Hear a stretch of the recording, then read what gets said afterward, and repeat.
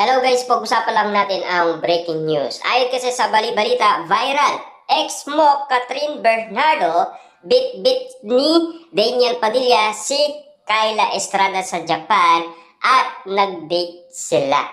Grabe nga naman kasi ang bali-balita ngayon kina Daniel Padilla at Kyla Estrada sa nasabing date sa Japan.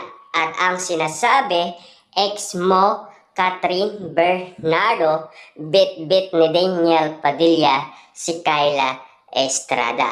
Pero ang sinasabi naman ng karamihan ay kinukumpara si Daniel Padilla kay Catherine Bernardo. Bakit kaya?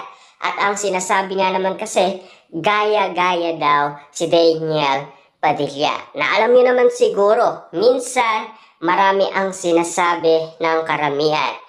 Una sa couple t-shirt at lalong-lalo na sa pagta-travel at kung ano-ano pa. Yan kasi ang kapansin-pansin na pinag-uusapan ngayon sa social media. Kung bakit pinag-uusapan sina Daniel Padilla at Catherine Bernardo. Kita nyo ha?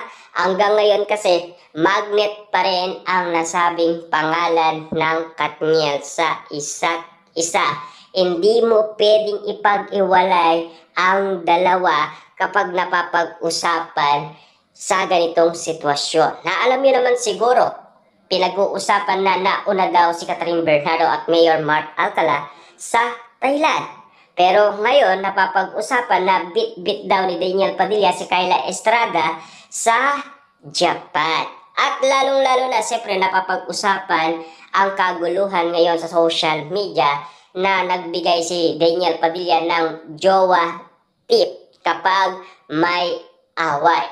Si Daniel Padilla kasi mahilig siya sa tahimik na mga bagay na kapag mainit ang kanyang girlfriend, si Catherine Bernardo, kapag wala sa mood. Kaya nga naman kasi ayaw niyang sabayan ito. Kaya nga naman kasi iintay niya munang maging kalmado at huwag piliting mag-usap. Kapag okay na, doon sila mag-uusap ni Catherine Bernardo. Okay na ba sina Daniel Padilla at Catherine Bernardo? Sa nakikita natin ngayon sitwasyon na pinag-uusapan. Kaya nga naman kasi gumawa na ang ABS-CBN ng pasabog. At lalong-lalo na nagpakilig na ang ABS-CBN at lalong-lalo na si Direk Cathy. Pero pumayag naman. Kasi ang aka-haka kasi kina Daniel Padilla at Catherine Bernardo, maiirapan daw si Direk Cathy kay Catherine Bernardo kasi may jowa na siyang Mayor Mark Alcala at hindi niya na jowa umano si Daniel Padilla. Yan kasi ang mga pinag-uusapan. Pero ang hindi kasi alam ng karamihan, pumirma si Catherine Bernardo at Daniel Padilla noong 2025. Na alam niyo naman siguro ha, usap-usapan noong 2024, nanliligaw na si Mayor Mark Alcala. At lalong-lalo na, sinusuyo din ni Daniel Padilla si Catherine Bernardo. At lalong-lalo na, pinag-uusapan, naliligaw daw itong si Alden Richard. At iba't iba pang mga guy na sinasabi umano ni Ma'am Bernardo na maraming naliligaw kay Catherine Bernardo. At lalong-lalo na, ang usap-usapan, binabakuran na ni Mayor Mark Alcala si Catherine Bernardo.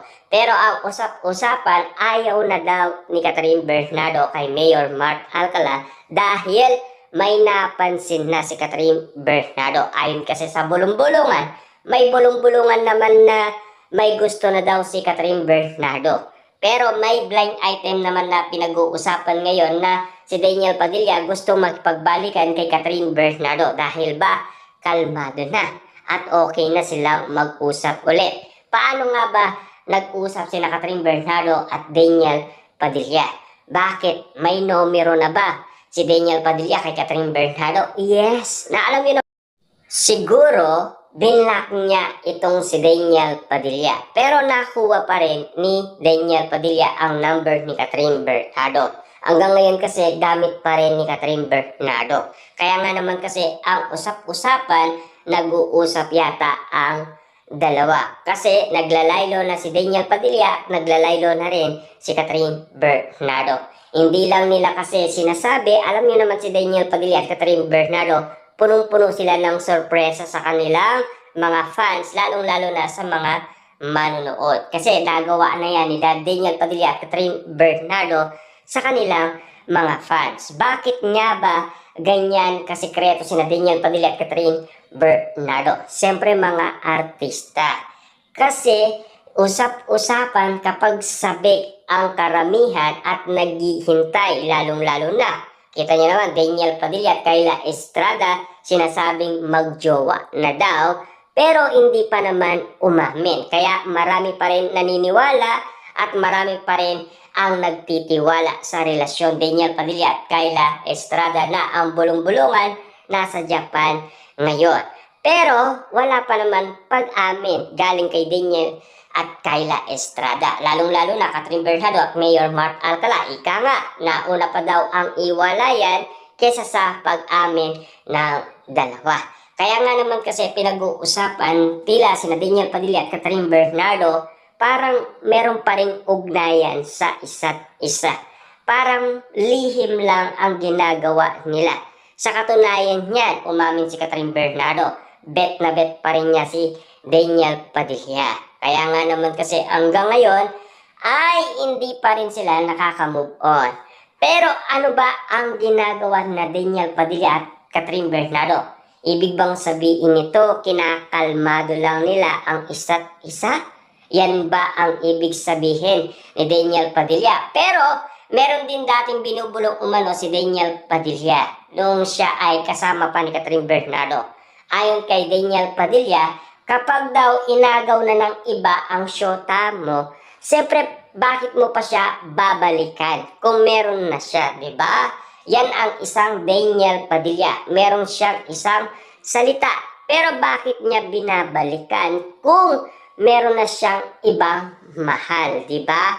Pero nasungkit naman niya noon 2024, di ba? Nag-ayos sila at naging okay. Pero ang usap-usapan, di pa naman sinagot ni Catherine Bernardo si Alden Richard, lalong-lalo na si Mayor Mark Alcala kasi nanliligaw pa lamang, di ba?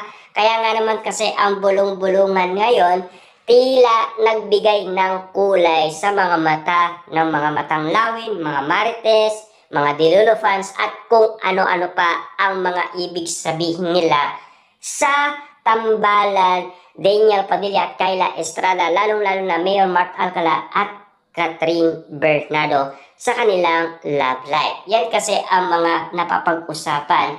Pero para sa akin, kalmado lang sina Daniel Padilla at Catherine Bernardo. Lalong-lalo na kasi napapag-usapan na ang bagong movie ng Katniel. Kapag kasi natapos na ang project ng Katniel sa kanilang solo era, baka nga naman